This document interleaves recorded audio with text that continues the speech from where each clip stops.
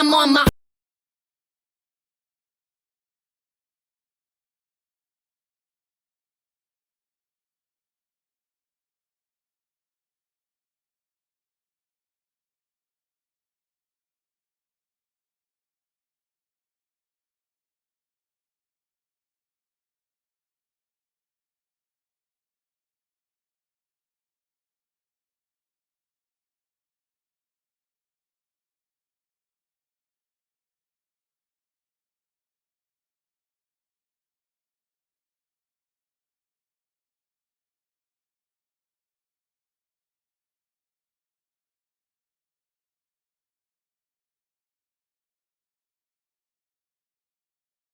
own against the wall.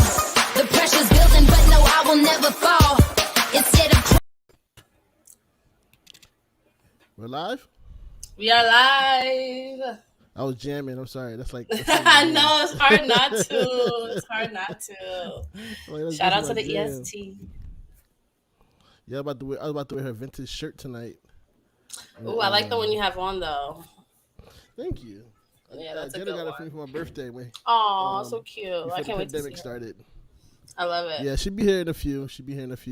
Shout out to Doc from Bleacher Report. He's up here with us as well. Have a very important discussion to have. Yeah, thanks for having me, guys. Really appreciate the invite. No, definitely. I wanted to make sure I got different voices up here because I know this is a very touchy subject.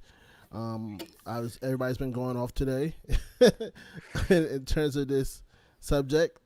For those that don't know, last night during Raw, I honestly I don't even watch Raw like that, but I follow on Twitter and stuff like that, and just to hear that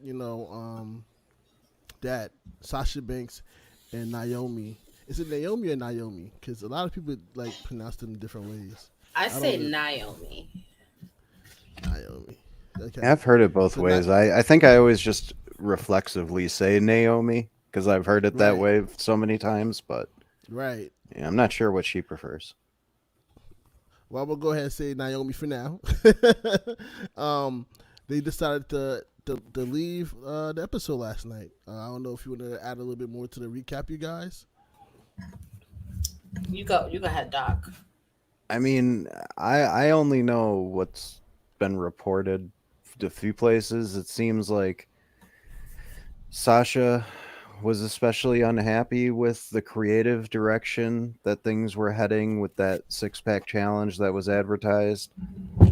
Supposedly, I guess Naomi was going to pin Nikki, and it was just going to forego all the women's tag stuff, and they had asked for a match with Doudrop and Nikki, and that got turned down.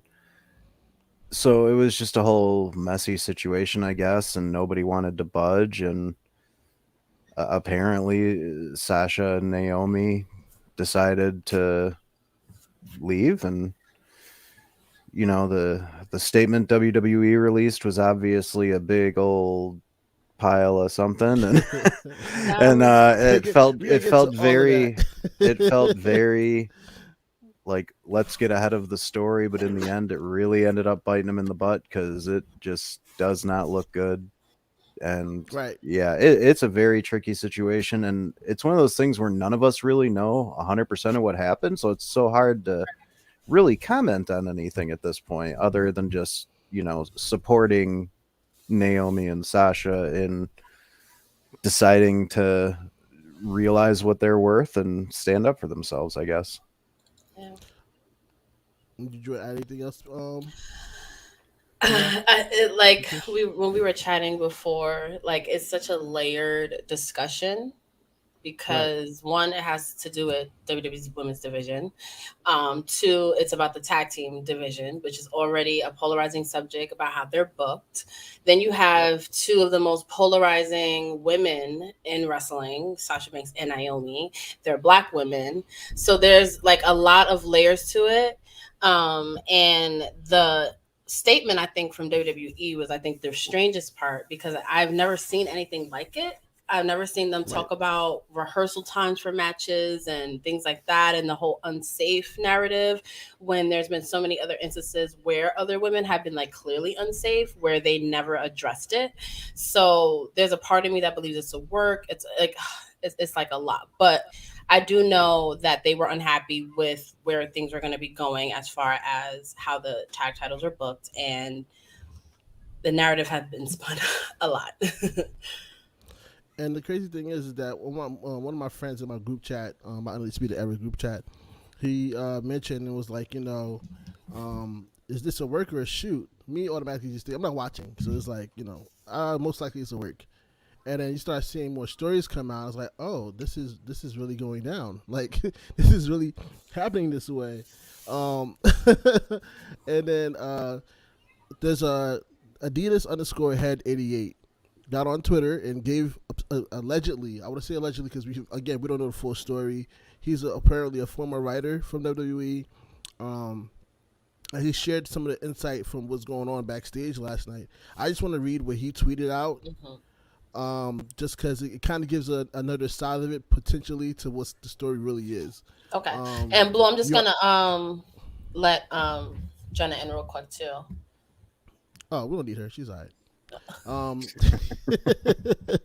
I kid, I joke. That's crazy because it's crazy. It's cool because we're supposed. No, it's fine. Hi, love. How are you? Thank you. I shouted you out. No, you didn't shout me out. No, you didn't shout me out. I did. PR. No, you didn't shout me out. This wonderful shirt. No, you didn't. But yeah, he did say that you got him that shirt. Yep. Mm-hmm. Thank you. Yeah. Oh, okay. Yeah. All right. But yeah, let me go ahead and read this other side of potentially the women's side. Before we do, you want to add anything else, Jenna, to what we said so far? We discussed we just gave a quick recap of what happened. Get ready to read one of the former writers from WWE allegedly. Fuck WWE. That's what I have to include. All right. So I'm gonna read this potential side of the story for the women. You are approached in February as being put in a tag team after both being promised a big feud at WrestleMania. You bite the bullet and put everything you've got into being a tag team. It works. You get over, win the titles at WrestleMania, and become merch pushers. 5 weeks into your reign, you show up to live TV ready to work. You are told you will be in the main event, and you are happy. You both are. Then they told you that you will be going over from pinning each other. You have questions why that decision was made and how it helps y'all. You request a meeting with your boss to discuss it. Your boss takes the meeting, and everything's actually going well. He understands your concerns. The meeting ends well, and the match is told to be reconstructed. For some reasons, producers get mad about it. You didn't ask one of your members going over what happens to your titles. You are told basically that you will just be carrying the belts. They want to use you both to help both women's champions get more over. Bianca versus Naomi, Sasha versus Ronda. Neither one of you will win the solo titles, and you won't defend your tag titles until Money in the Bank. You ask for another meeting with your boss, but this time you're being called spoiled. A producer walks away screaming. He comes back and tells both of you to fix your attitudes. You have a brief meeting amongst yourselves and decide to sit up for yourselves. You go to another boss and make it clear you just have concerns. You ask why are we even in the match and why are other women in it. You ask why your titles have no stories for 2 months. Again, you are met with fix your attitudes. So after one final meeting with yourselves and asking others, you make the ultimate decision as a team. It's sad how one side is trying to create a fucked up narrative. Also, it was asked why were Nikki Ash and Doudrop in the match instead of starting their program tonight. Naomi nor Sasha talked down about being in the ring with neither one. I don't know how that got flipped. So basically, that's what was being spoke about, and this is what their side of the story is, allegedly. Now, when you hear that, you kind of understand their gripe. Like, why are we, as tag team champions, being used to put over the single titles when it doesn't benefit us at all? Neither does it benefit the tag team. And then if I was followed up by WWE doing their statement release, I'm going to go ahead and smear campaign, basically. Go ahead, tell me how you felt about that side of the story while I find, WWE's about their side of the story, or just in general. My thoughts. Just in general, you started. I'm gonna grab the the alleged press release? I mean, this is like I've tweeted this. If anyone that follows us or us on Twitter and stuff like that, this is what we say when Black women are disrespected, and it's not even just in a wrestling soap. It's just in everyday life. You know what I mean? We're supposed to act, mild mannered. We're not supposed to have an opinion. It's just we have to follow everything that is done by the book and just accept our position and shut up. And that's it. And it's sad that to see a lot of I don't want to go off too much on a tangent about race, but it's sad to see, some of like our Black men don't sit here and fight the good fight for us, right? You see a lot of situations where it's just like, oh, well, I'm tired of them, being a spoiled brat or acting like a diva and this, that, and third. It's like, no, that's not the case. Right. Why? My thing is, if Roman Reigns, and a lot of people were saying on Twitter, I don't know why he gets brought into this, but it's just an example. If Roman Reigns didn't like a storyline and said he was not doing this or wanted something to be done differently, you would accommodate him, right? Mm-hmm. If Randy Orton didn't like something, you would accommodate him, right? If John Cena, if this person, Becky, Charlotte, we just saw 3 different occasions with Charlotte in the past year or two that there was an issue, and it wasn't that she got reprimanded. It was, all right, let's accommodate her and reward her. She was rewarded with a long title reign and won at Mania. And the only reason technically why she lost at Backlash is because she went off to go get married. So there was no repercussions for her actions. So why is it that everyone else can voice their opinions and their frustrations, but as soon as the 2 Black women who are extremely popular and over has an issue, and from the looks of it, from their statement, or like Blue said, allegedly, it wasn't like, oh, well, you need to do this, that, and the third. It was like, hey, we don't like this. What's the direction with our characters? It's not what we should be doing.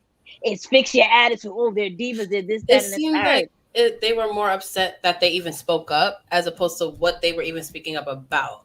And I think what's interesting about the case with Sasha and Naomi is that their gripes are gripes that we have had.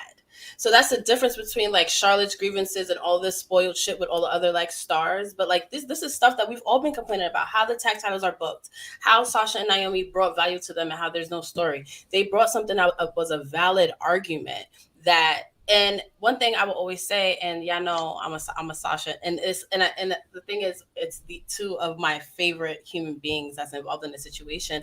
But what I loved about Sasha Banks particularly, she always cared about what was best for the division, because she can be the best wrestler in the world, but if she doesn't have a division and stories and all of that, then what the fuck is the point? Exactly. So her being like, yo, and from the jump, y'all know how much these titles mean to Sasha.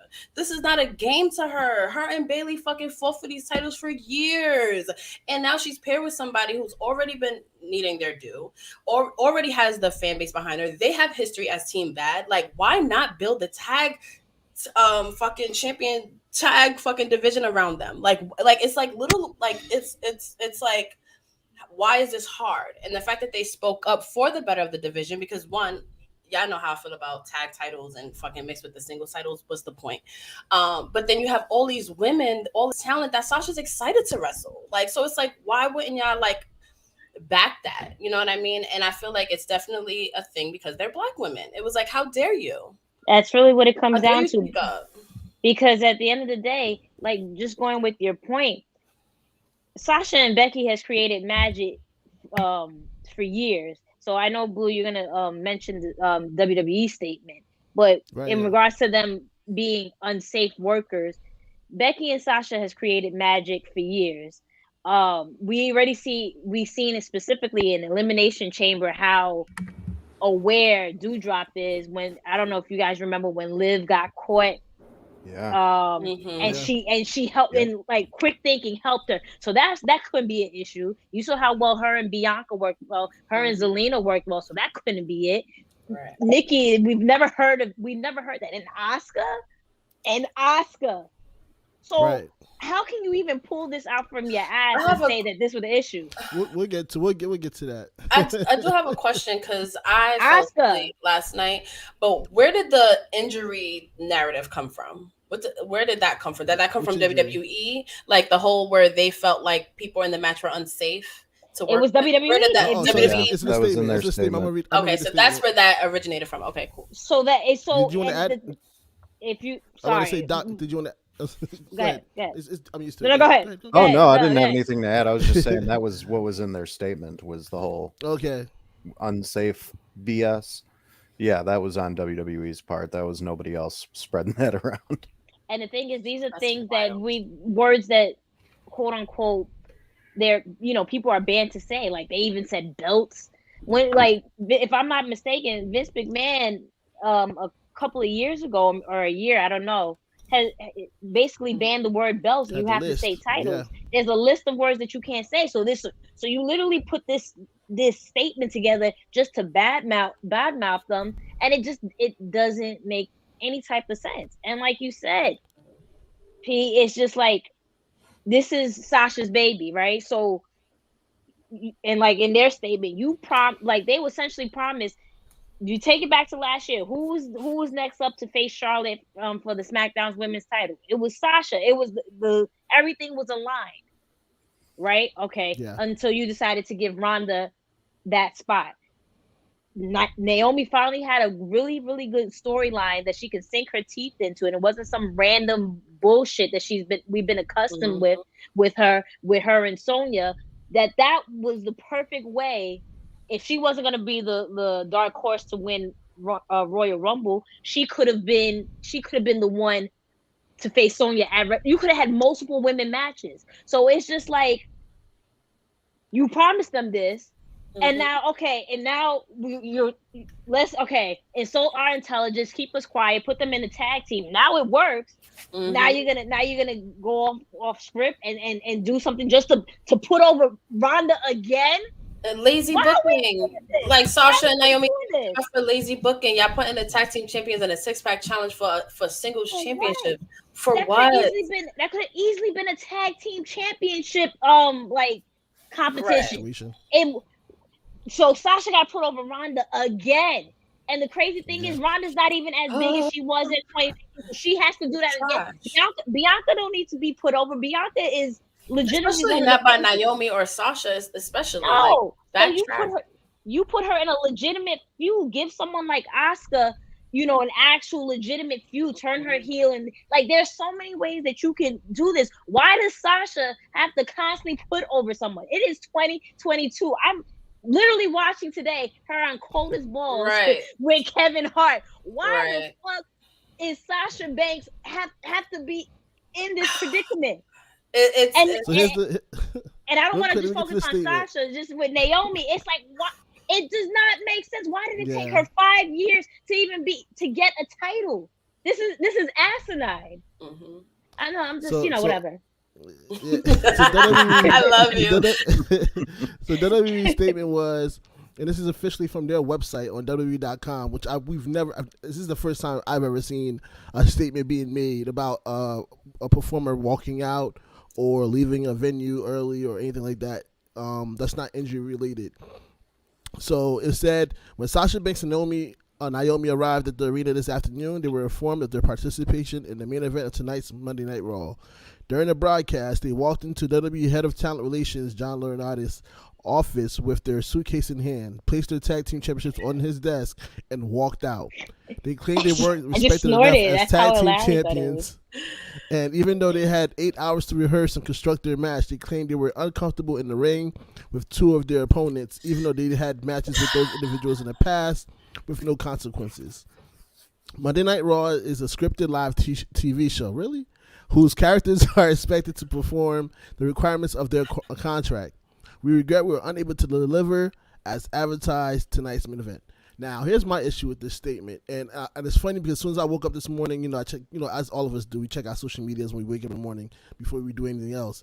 And I seen that they posted again on their Instagram, like 2:00 Eastern Standard Time in the morning. 2:30 in the morning, because that's when I randomly got up. Yep. I'm like, yo, what is happening here? Like, why is this smear campaign being done for these two women? And now this is when race come into play for me, because all day today on the mixed tag shows on Twitter, everybody's complaining like, oh, why is this race? Why are we making this about race? Da da da da.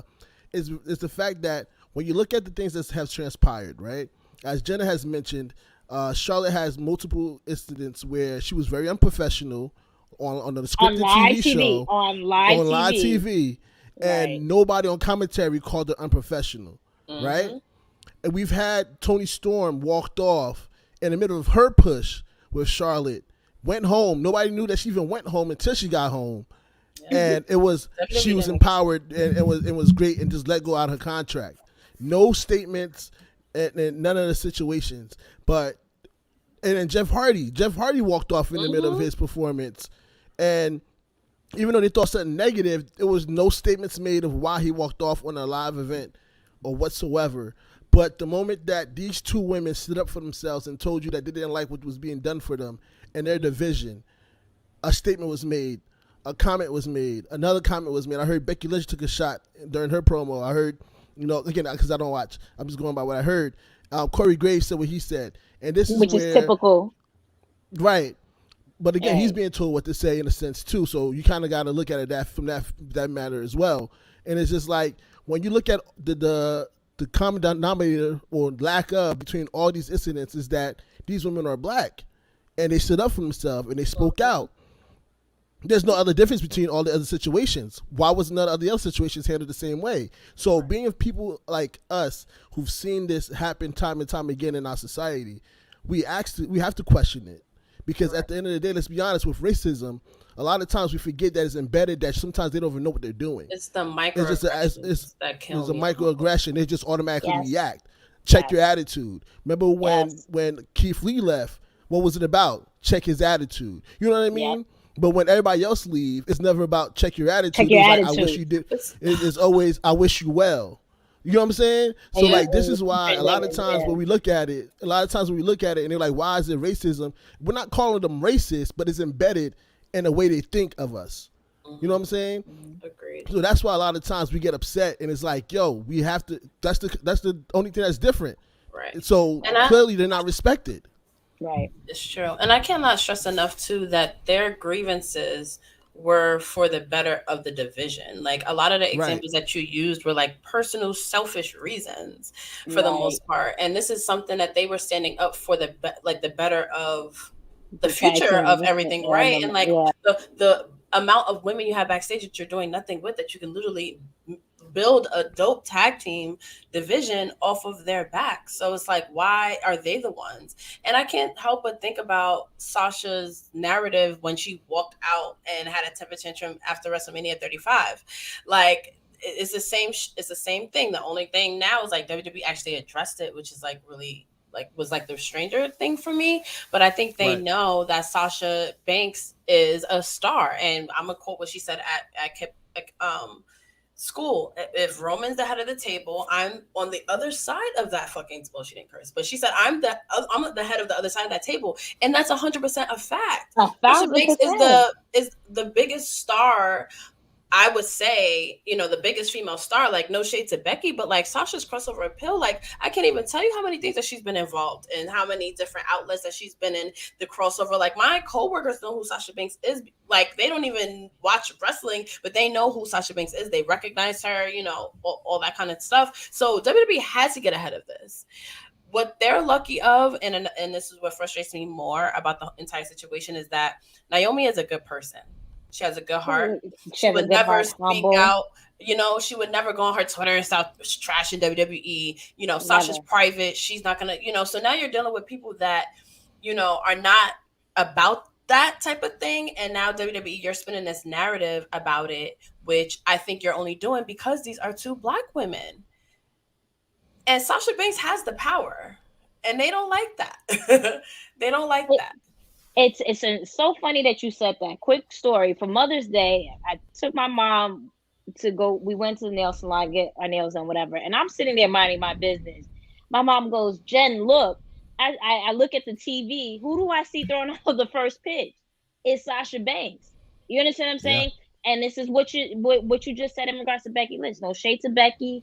or whatever the case might be. But even in her rise to fame, I want to put it, it was still never that necessarily that. Correct me if I'm wrong, but it had never been that crossover appeal where, okay, she's getting nominated for Kids' Choice Awards. She's, interacting with legitimate A-listers in Hollywood, or being put in, freaking Star Wars. You understand what I'm saying? Exactly. So again, if Roman Reigns is the head of the table, yeah, absolutely. And like you said, WWE can't stand that. And here's the funny thing about bringing about one last thing in regards to Naomi. You see how much of a good person and a good heart she has, and how she does get affected. Sasha's learned more so to have a thicker skin and not necessarily, speak her thoughts. But Naomi will kind of wear her heart on her sleeve in the sense, and kind of say, this is a little disappointing that people will say this, that, and third. And I feel for that, right? But here's another thing that you got to look at, and I don't want anybody to take this in any type of way. I'm not saying anything about their relationship or who they are as a person. But look at, for example, Naomi's husband. Again, this has nothing to do with their relationship. He's had his issues in the past, right? That's ultimately has affected her. You know what I mean? And they've allowed him to get his stuff together, and I hope everything is corrected. But what happens? Everything is good. There's no statement. There's no nothing. He comes back, and the graphic that they posted not too long ago, that the Usos have carried the title for 300 days. Granted, I love the storyline with the Bloodline. This is not an issue in regards to the storyline. But my thing is, how does bad behavior continue to get rewarded? But when you see people that just want to the betterment of the division and for others and not just themselves, is fix your attitude, do this, that, and the third. So again, it has to come down to, it's because they're women, and specifically Black women. There's no rhyme or reason or anything else. Well, maybe because no, it's because they're Black women. What did you think of the statement when it first came out, Doc? Oh, I thought it was really stupid of them to do that. I mean, for one, we're already finding out when that statement came out, the backstage details of it from a bunch of different sources. So they weren't really getting ahead of anything, because the story was already starting to circulate. I think before the show even started, it was kind of out there. So it seemed like a very reactionary and petty move to me. And, let's not forget, Mustafa Ali publicly asked for his release and they didn't say anything. I mean, and look at, and he just got demolished by Veer on Monday. So he's back on TV, but it's not like he's not yet to be in a position where it can justify, why didn't you let that guy out of his contract? Right. So with Sasha and Naomi, they're even, in my opinion, they're bigger stars than Ali. Obviously, they're both champions. They're both veterans, recognizable, great ambassadors. I mean, when I posted that Naomi thing earlier, I got so many great responses on it, but one of the ones I got was somebody who is like a mutual follow posted a picture of her daughter hugging Naomi, and she said at a house show, Naomi stopped and hugged her daughter and told her she was beautiful, and that it was such a nice, memorable moment that she'll never forget. And it's stuff like that makes you really appreciate these people for the people that they are. And so when you hear that they're being treated unfairly, you want to side with them. And it does seem to be a pattern with the women's division, especially, and going deeper even into the tag team stuff, because let's face it, the last several reigns have just been, what two women can we pair together to feud with the two women who are already holding the titles? Okay, that feud's over. Let's break up those other two women, throw two other women together. And the same thing has kind of been going on in NXT. How long is Toxic Attraction going to hold these titles for before we get another team? Who knows? Maybe 6 years. So it is an unfortunate thing that they have a lot of great talent that they're just not utilizing. What are you doing with Shotzi sitting on the sidelines? Why is Xia Li not doing anything. I mean, you debuted her with like an actually cool AR effect to her entrance, and you know she's just sitting on the sidelines. You give her one little promo about I'm not a protector anymore. What's she been doing since? So it feels like the scales are so balanced in the wrong direction sometimes, and we're starting to finally see the last few years.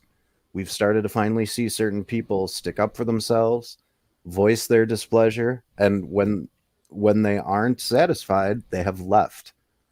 And we're going to start seeing more and more of that. Contracts will expire and people will not resign if this kind of stuff keeps happening. And I know it's at the end of the day, it's Vince McMahon's baby, blah, blah, blah. Like, you're hired to do a job, but at the same point, you're hiring entertainers and athletes. It should be a collaborative process. It should not just be 100%. It should not just be like go out and do what one person says. Like, these teams of writers they have, like, they work with these talents on storylines that just get thrown out on the day of the show. Like, I can't tell you how many writers from WWE I've seen express anger over like putting days and weeks of work into something only for them to go, nah, we're just going to scrap that and go in a different direction and never acknowledge it again.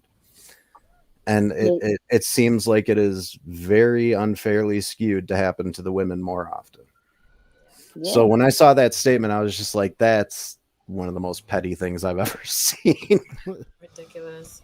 And when you say it's petty, I also said this. You know when like people break up and it's going to be that one person that wants to sit here and badmouth that other person so they can get the sympathy.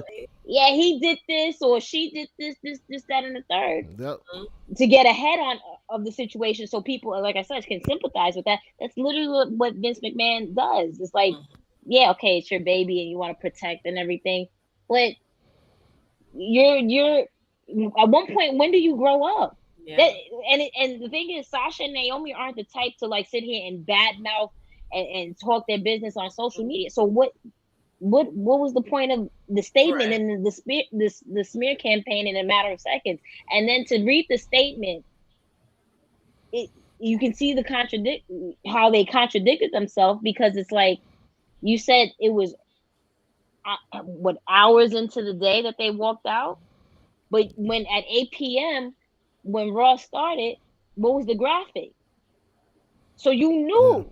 So why you don't apologize because they left? Apologize for again with the false advertisement, because they did the same thing for SummerSlam, ironically with Sasha, promoting it up in the second of, knowing damn well that woman was not in that arena, let alone that which state. Speaks to her star power, which also just proves all of our points. And I just have to say this before we get off this live: if they lose Sasha Banks, that will be the biggest fumble that WWE has ever done in their entire life, like their entire existence. If Sasha Banks leaves with a bad taste in her mouth, it's not gonna be good. Definitely. And again, I just hate to see how it's being portrayed, because at the end of the day, like everybody said up here, they actually was standing up for the women's division, because it was more so like, okay, what is happening with these tag team titles though? Like, what's the point of us? Like Doc has mentioned Naomi a few supposed people, to win. Right. Doc mentioned a few people that's on the roster right now that's doing nothing whatsoever that could have been put in that 6-pack challenge, and none of them was there. But you want to, again, then people get mad when the 4 horsewomen are always up front, or that Naomi's always getting these things. But like, I've seen it a lot of times today, like, oh, Sasha won many times and and Naomi was champion and now she's tagged. No, but none of these things led to anything. Let's look at it. Let's be honest about it. Sasha was there to put over a lot of people. She never had her time. Even her last title reign, even it was one of her longest reign, it was a setup for who? Bianca. Yeah. Right. It was set up for Bianca. Even though we love Bianca as champion, she never had her moment. So to say that, she's been treated well is like really well. Right. She put over Sasha, like made Bianca look like a star. Exactly. So to say that she has gotten her dues is an understatement, because it's never happened. And if in terms of Naomi, Every time this woman has trended, we've had people from the hip hop world, the acting world, just saying, "Who is this woman?" And you do nothing with it. Maybe for that's mind-boggling. A brief second, and then nothing. Right, just her intro to Royal Rumble, and she shattered Twitter. Like, how do you not sell the Glow title? How do you not make $1 million off of a oh my! But right. You made an ugly Fiend that they've title. done in years. Yeah, you made an ugly Fiend title, selling it for $1,000. But when and the thing is, Naomi reminds me of Sasha in the sense of, regardless of bad booking, she's always gonna get a reaction. So again, going to that point, so someone that popular, why wouldn't you make a Glow title? That is mind-boggling. And you make money. In trouble. You make money off of that. So what's the issue? Like, do you know how many men would have bought that title too? Mm-hmm. Yeah, so many men have commented on it. So many have been like, I would add that to my collection in a heartbeat. Like, it just sucked to see like that kind of, like, that's what I'm saying. Like, these women that have so much power and ability to draw attention to the division, and there's being done nothing with. The moment they win the tag team titles, what happened with Liv and Rhea broken up? You know what I mean? Like, what happened? Natalya went down to NXT for a while. Like, so what happened to these tag team divisions? So what's the point of bringing these tag team titles to begin with? And to be honest with you, I wouldn't be surprised if this is like some PTSD shit for Sasha. Because it's like every time I win this title, there's nothing being done with these titles. And I wanted these titles. So at the end of the day, like, what are we doing with these titles? That's the honest question. And like Doc mentioned, the same thing with NXT. You made a whole nother title for NXT where you could have just kept it one title for all brands and do something with that. Because clearly you don't have enough women to do 2 different titles for 2 different divisions. But here we are. This is why I said when I went to Royal Rumble, and the naive Sasha Banks fan in me was like, no, this is her moment. She's going to win the Royal Rumble. This is it. Traveled all the way to St. Louis. It was an 8-hour drive just to sit there and this woman to get eliminated in a matter of minutes, and just to hear Ronda's music from right there and then. Devastated. I was done. Devastated. I was done. And I never thought this would be the day for me. Like, I would tune out for like Sasha Banks segments. And it has nothing to obviously do with her, but it's just WWE. WWE has I lost that love that I have. So I barely watch the shows. I might tune in every other week or so, but I personally don't care. I do care, but I don't care. This is why, even though Sasha and Naomi are such a great tag team and they have such great chemistry and they're doing tremendously, in the way they instantly mash and just vibe off of each other, I genuinely felt as soon as Naomi came out and came into the ring after Sasha won her match, I forgot who it was, and she mentioned that they were going to go for the tag team titles. I was like, when is this contract up? That was my response, because it's you're insulting our intelligence, because these 2 women should have had matches going into Mania, single matches, big matches at that. Mm-hmm. You're insulting our intelligence, and why do we constantly have to be satisfied with lackluster stuff? Oh yeah, they're gonna be featured. They won at WrestleMania. Yeah, great, we celebrated, but at the end of the day, it's the bare minimum. And at this point, it shouldn't be. It really shouldn't be, because you wouldn't do that with anybody else. With the names I mentioned earlier, such as Roman, Randy, Seth, you wouldn't do any of these things to these people. But when it came to these 2 women, it's time and time again the same thing, and it's tired. And what sucks too is, like, I've heard so many stories just from listening to podcasts and stuff about how Vince McMahon would like gain respect for people that, didn't accept something and, wanted a meeting with him and spoke up and everything. And next thing you know, you got to push sometimes. So it's like when Sasha Banks and Naomi do it, it's a problem. And your only thing is the fact that they even just like spoke up and said something. Right. And I think that's what my whole issue is. And I feel like in the wrestling business, it is a clout type of business, and I think if anyone has earned the right to question a booking decision, I think it's Sasha Banks out of anyone, especially like in the women's division, because she cares, because this is an art form to her that she wants to do well at. She wants to put on good matches, and I do want to also emphasize, I think Sasha Banks monopolizes the topics of this because of who she is, and I don't want to not talk about Naomi enough as well, because she also, this is the first time that I've ever heard that she's ever given pushback as badly as she's been booked. And correct me if I'm wrong, but you know, from her return in the 2020 Royal Rumble, she could have been complained about how she was being booked and how they literally never capitalized on her going viral in all sectors of entertainment. She could have been complained, you know what I mean? So it's like, why is it an issue now? And that kind of, we should remember too, Naomi has been around 10 years on the main roster, 13 years in total for WWE. So she was there when, before the women's revolution, she was a funkadactyl. You know, she was fighting for the 2 or 3 minutes that they were giving the women every week. Like, she has been in the trenches for a long time. She definitely deserved more when that women's revolution happened, because it did feel like they started pushing a bunch of people from NXT while some of the women who'd already been there for a long time kind of got left behind.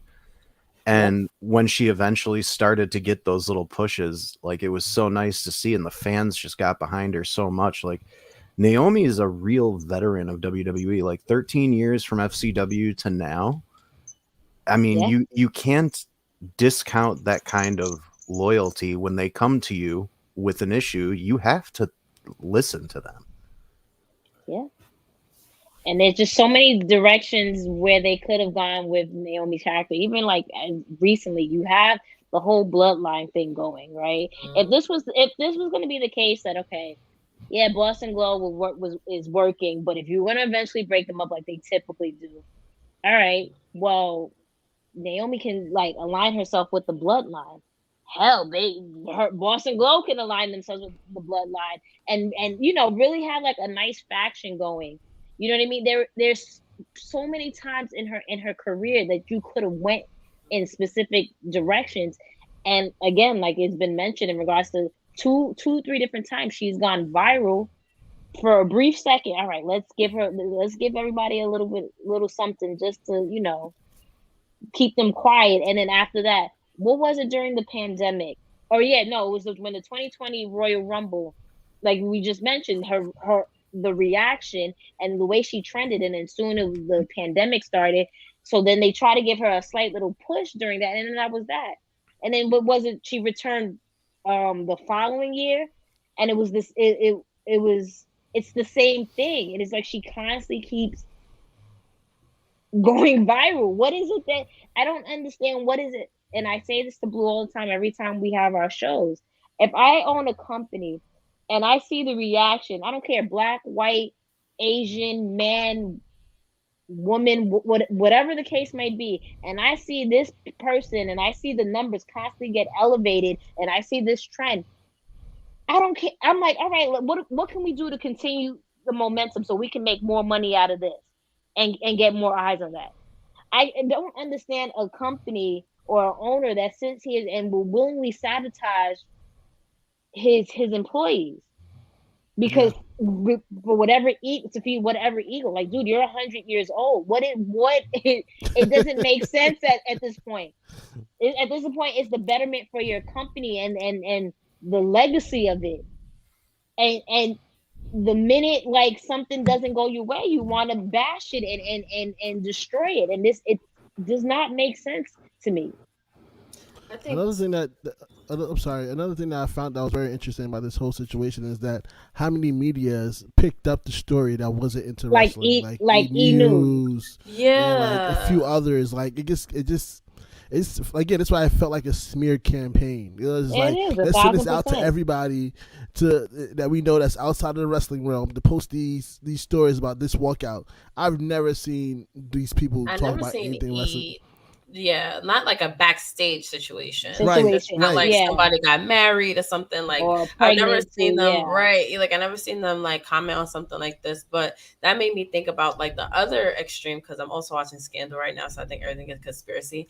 But like, what if like I'm like because it's weird. Like you wake up to these like outlets that never talk about wrestling like are now covering this story, and then they posted that like at 2:30 in the morning. But then I also was like, is it a work? Like, is it like? How do you guys feel about that? Well, I know a lot of people got annoyed with that mindset. I mean, not hopefully. Yeah, you would hope that be the case, and not because we can't see why would they do that to these two individuals who really don't cause controversy like that. But it's like, no, it doesn't make sense for it to be a work. Especially, it'd be one thing if they were actually heels. Okay, cool, that makes sense. But these are some of the most over faces they have in the company. There's no rhyme or reason as to why the women, the tag team champions who are face would do any of this just for work. It's just at the end of the day, it's what it is. Like they don't respect Sasha Banks and Naomi, whether it's because they're women or because they're black women. I don't know, but they lack respect for them. That's what that comes down to it for me, in my opinion. Yeah, and it's hard not to think about race because at least for me, like as a black woman, it's triggering because as a black person, I should say, because it's like you could be so good, but you can't be too good. Like you can be great, but you can't be too great. So Sasha Banks is in that weird place where it's, and Naomi as well, because she has that fan base behind her. I think I think Naomi having the whole package, she also has the fan base. So it's like WWE don't want them to get too big. Like it's like, y'all can do that, but no, how dare you come and question this booking decision? Yeah. Like you're lucky that we even, I'm sure, especially towards Naomi, I'm sure they have the attitude of like you lucky you even have the kind of attitude, but you would never have that with attitude with a Sasha, Charlotte Flair. You would never have the attitude with even like a Roman Reigns or like a John Cena who would question something that didn't make sense. And I have to keep repeating the fact that their gripes were reasonable, if that was the case, allegedly. That is like a very reasonable thing to want to like kind of at least get answers for, so then for them to now, get accused of having an attitude or being a bitch. And it is triggering for me because I'm thinking of these two black women walking into this, the establishment's office and having reasonable gripes and then being accused of having a bad attitude. Like Jenna, I'm sure you can relate. That's triggering in a corporate setting. You know what I mean? 1,000%. So then for then the company to then put this weirdo statement out, that's when it's like, wait a minute. Like, what's going on here? Because I've never seen this conduct before in WWE. And again, correct me if I'm wrong, guys. I've never seen this before with something like this. No. I mean, even when Stone Cold walked out, because he, again, ironically, it's because he didn't like the direction that they were trying to go with him facing Brock Lesnar. There wasn't a real storyline to sink into. There wasn't a statement that was brought out. Yeah, they used The Rock and a couple of other people to kind of like, shade him, which is typical WWE fashion. But to put out a whole statement, this has never been done. And again, the words they were using in the statements, correct me if I'm wrong, a lot of the words used were forbidden words that Vince doesn't want to be used. So it was just like, all right, let's quickly put this together and make them look bad as possible.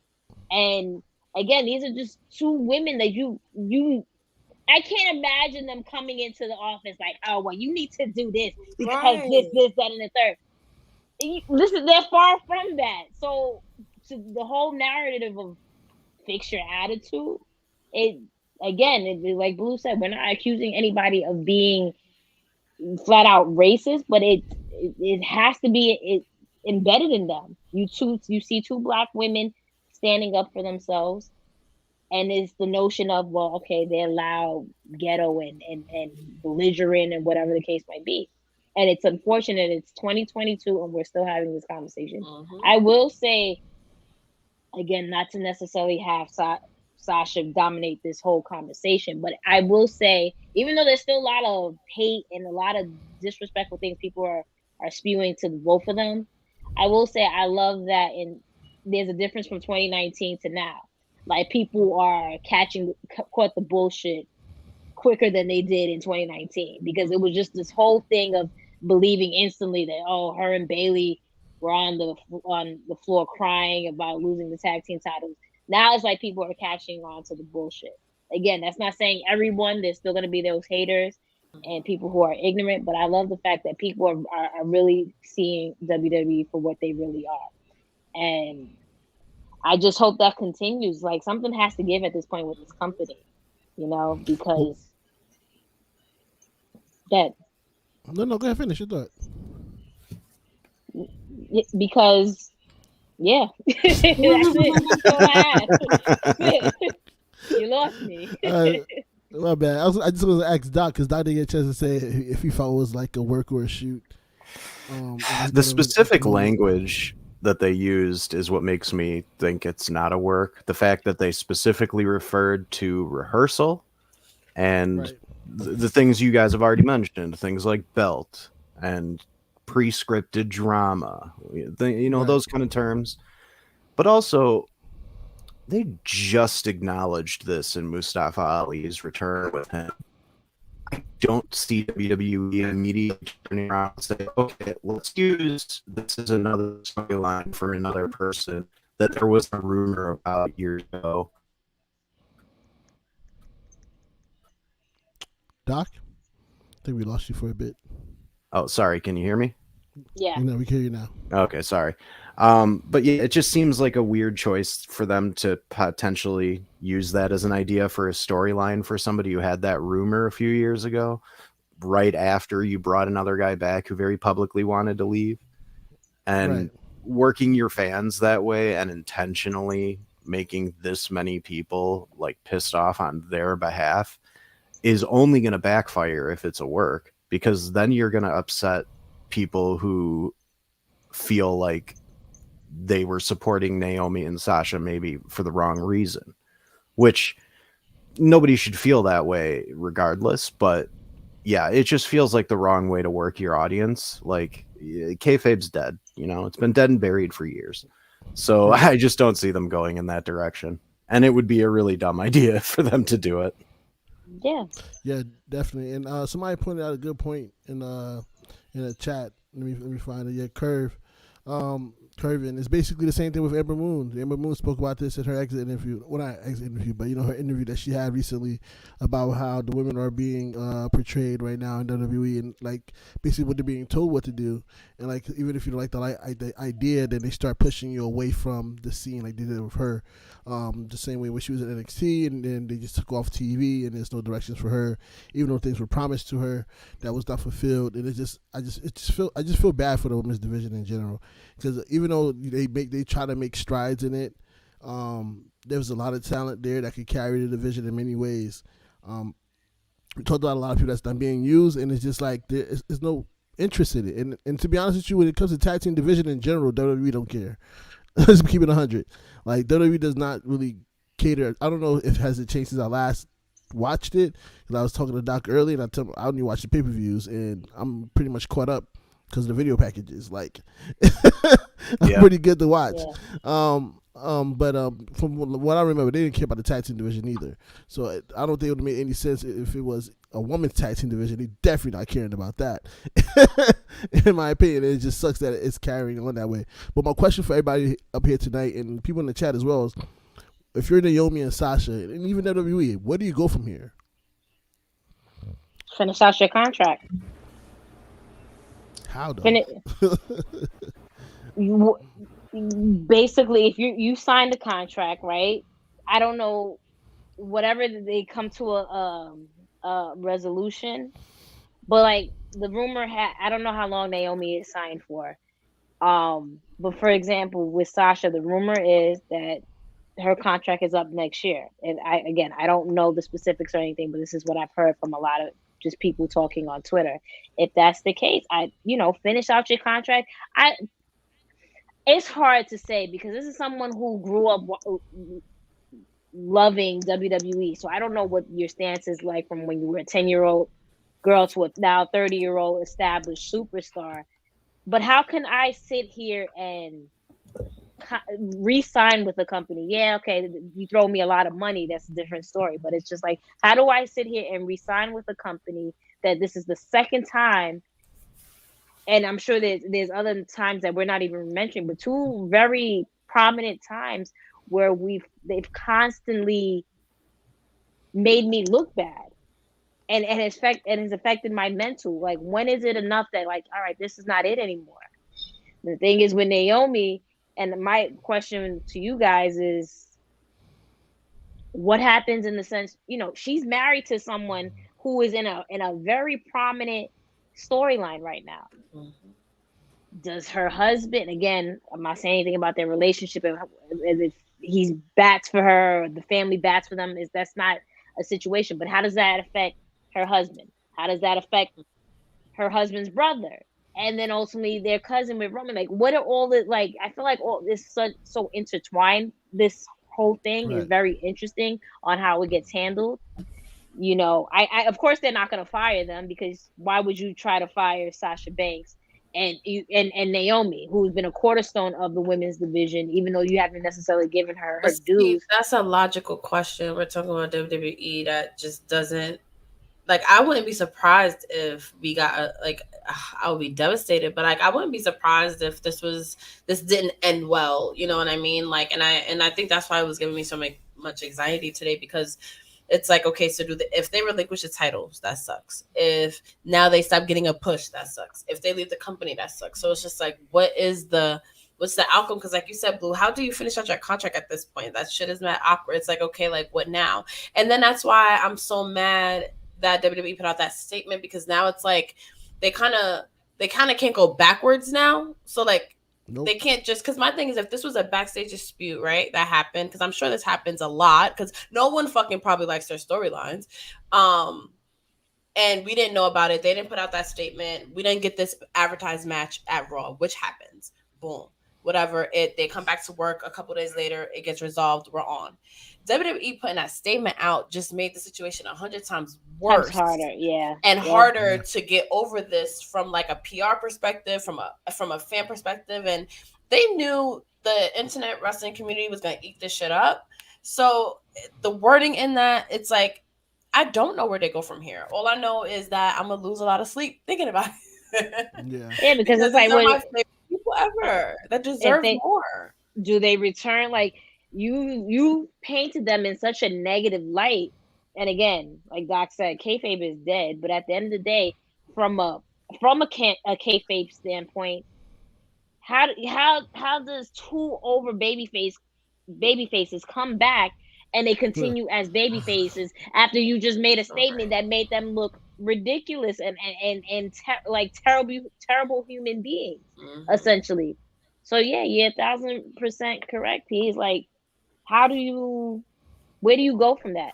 When the point that I was making in regards to finishing your contract, whatever time they need to like get over this, come back and do what's asked, and don't resign. That's my standpoint. But again, there's so many moving parts, such as, again, it's noted, and we've heard the story numerous of times with Sasha, how much of a fan she is of wrestling and WWE, whereas Naomi is legitimately married in this business. And it's not even in this business, but in this company. So there's so many moving parts that it's just like, okay, well, you can't just finish out your contract and leave. So I don't know. This is a point I did forget to bring up, is that I did find it very weird that while they were tag team champions, they had Sasha go out by herself doing a lot of media runs, carrying the tag team title. And even though she mentioned Naomi, I felt that would have been a perfect time. If Naomi wasn't over as much as she did already, that would have been a perfect time for them to do things together and get that much more over for Naomi and that tag team division. So when I was looking at all the things that she was doing in terms of like first, and then they feast and stuff like that, I was just like, where Naomi could be in these spots as well and carry those spots. So I don't know.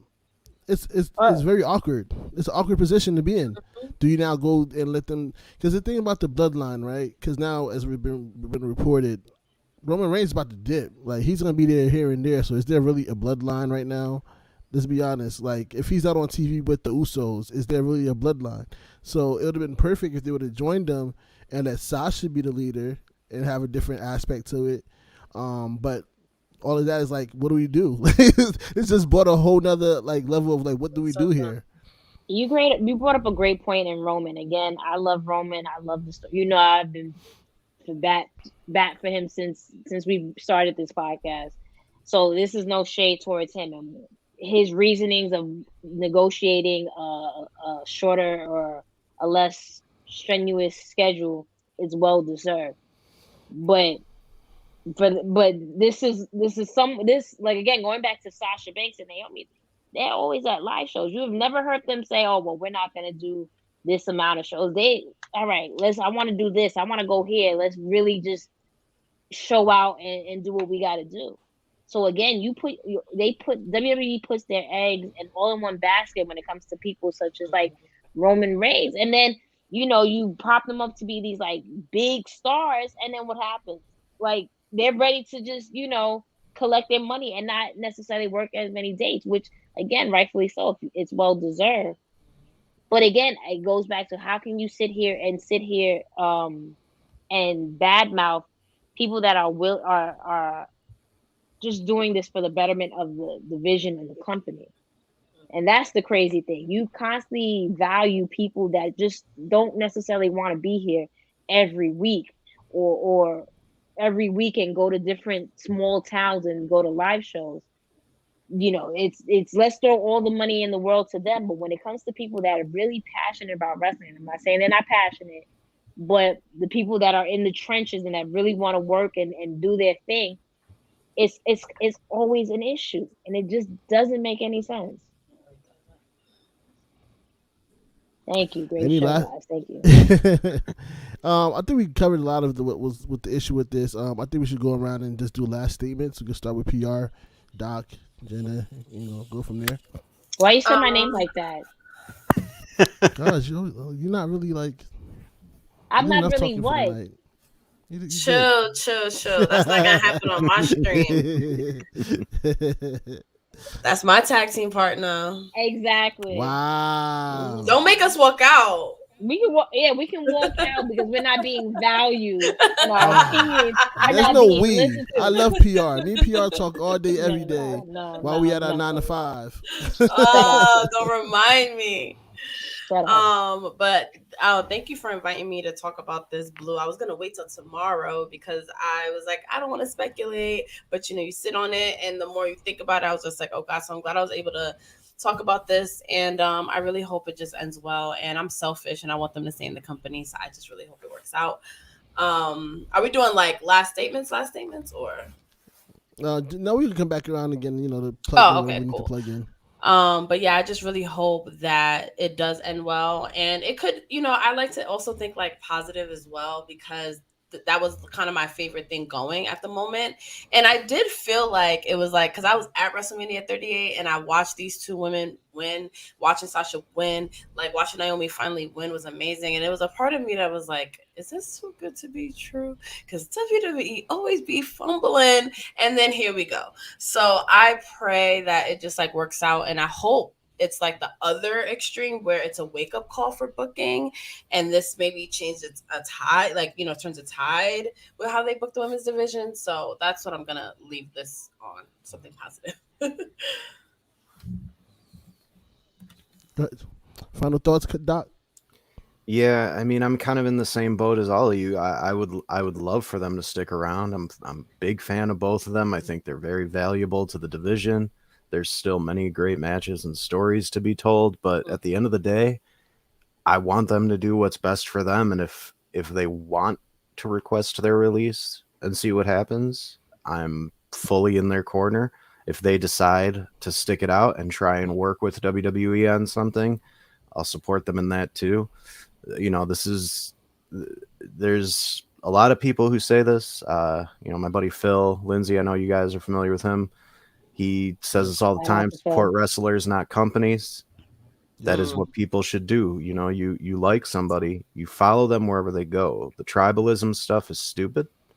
And, whether Sasha is working for WWE or AEW, or next year she's hosting a cooking show on YouTube. Who cares? If you like her, follow her, support her, and make sure that she knows you appreciate her. Facts. And the same thing with Naomi. Naomi has long been one of my favorite women in WWE, and I cannot say enough good things about her and what she has done over the years and what she has had to go through with booking. And I just hope that more and more people start to come out, and I've been seeing a lot of it today. More and more people are showing their appreciation for her and what she's done. And I'm hoping that the people in power see this. Definitely. Agreed. Jenna, I guess you go ahead and say something. No, I agree with both of you guys. At the end of the day, as frustrated and angry that we are in regards to WWE and their treatment of these two particular superstars, you want the best situation for all parties. At the end of the day, you want like them to come to a resolution with Sasha and Naomi so they can continue entertaining and doing the things that we as fans love and have come to just enjoy when it comes to them and their work. So yeah, I hope that this is a wake up call. I'm not too confident that this will solve everything and WWE will all of a sudden be like, this ethical place of like, and let's listen to everybody. We know that's not going to be the case, but I hope something comes where they can continue to perform for us, and whether that means eventually they have to leave the company and follow their whatever future endeavors that they have. Like Doc said, if you love them, support them, and that's what I plan on doing. Yeah, I definitely agree. And that's our show. If you want to catch, I'm kidding.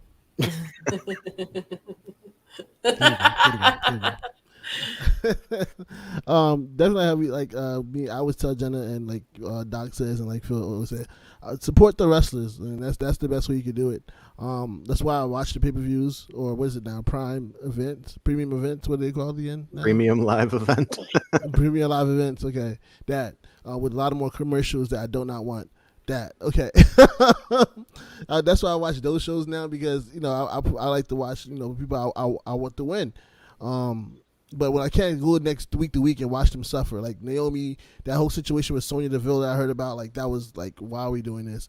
I just want something. I want better for the just women division in general, not just at WWE, just everywhere. So wherever they go, I hope that they elevate that division and put it more on the map and show that women are great wrestlers and they carry the brand sometimes and they are leaders. For a long time, I always say like Sasha Banks is number one in the company over Roman Reigns because she sells more merch. She's 100%. Out there more often. Like she's more loved. Naomi could be viewership is the ratings, up when everything. She's on. Like Naomi it's not even. It's not an opinion. It's not an opinion. Naomi it's literally a fact. Yeah, like Naomi can do the exact same thing if she's given the right opportunities. And I feel like every time she does get the opportunity put in front of her, someone snatches it away. So she never really get a chance to go to it. Like we said, she got in trouble for her glow belt. Like, oh, you should have did this without our permission. If you watch Total Divas like I used to do.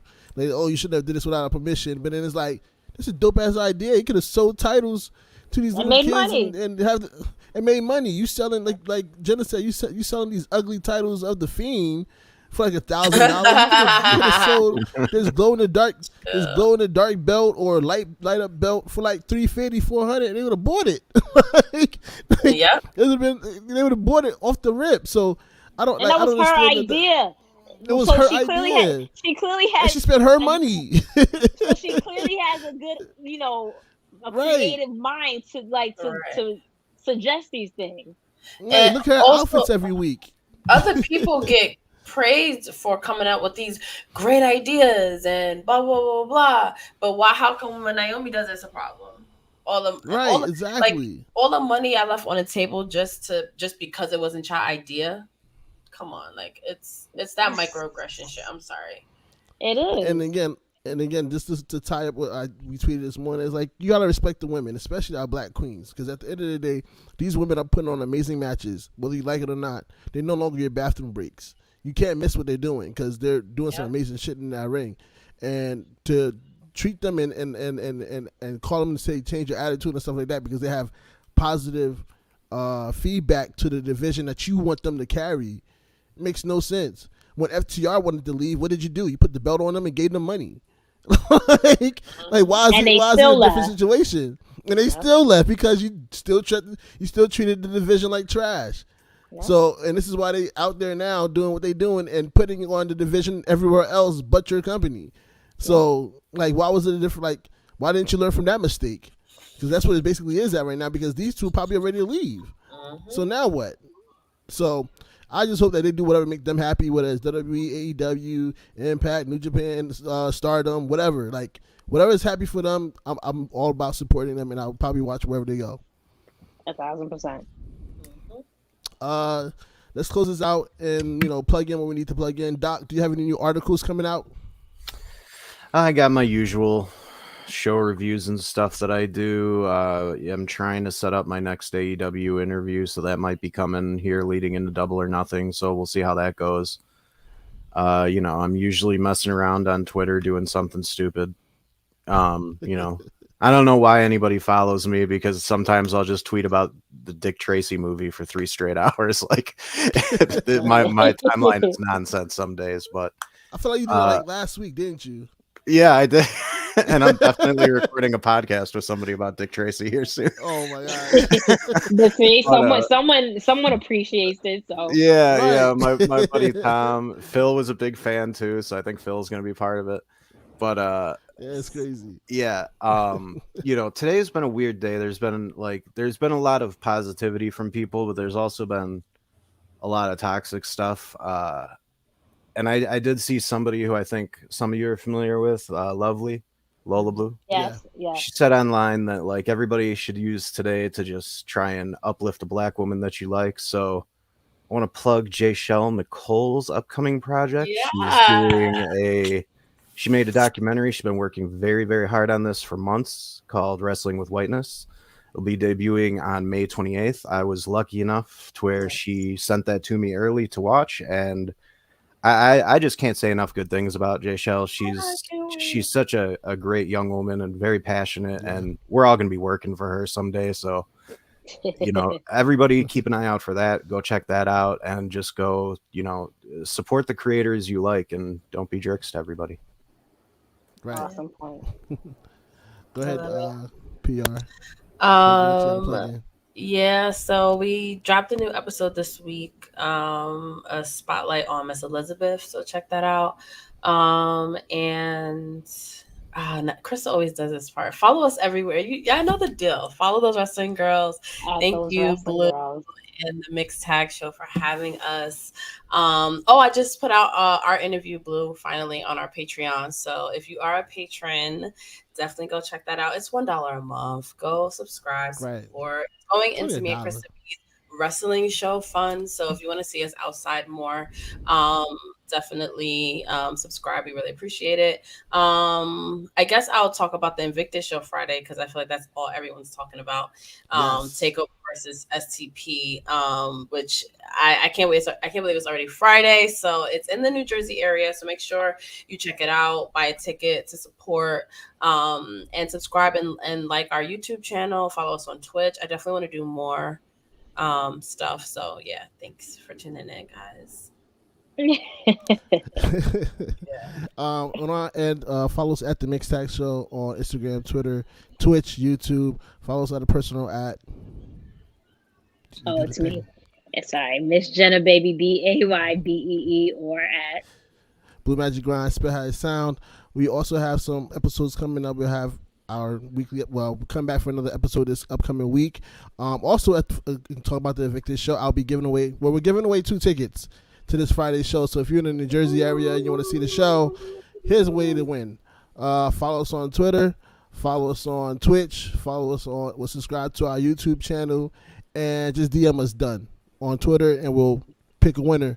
I'll say by Thursday. We'll pick a winner by Thursday, so we could go ahead and and get these tickets out to you guys. So follow us on Twitter, Twitch, YouTube, subscribe, and say done. That's it. Do it. You do not want to miss this show. I'm telling you, Definitely you are not going to miss this show. It is going to be bananas. Crazy. So STP versus Takeover versus STP is the name of the event. It's going to be crazy. There's a lot of matches going on. There's a lot on the card. Follow us on Instagram and Twitter, wherever, to find out the cards. That's about it on our end. Thank you to Queen PR representing those wrestling girls. Thank you to Doc representing Bleacher Report. Thank you to Jenna representing the Mixed Tag Show. Thank you to everybody in the chat that kept us going and put your comments in there. We appreciate it. When you get a chance, make sure you follow all of us, as we already said everything we need to do. And on that note, peace.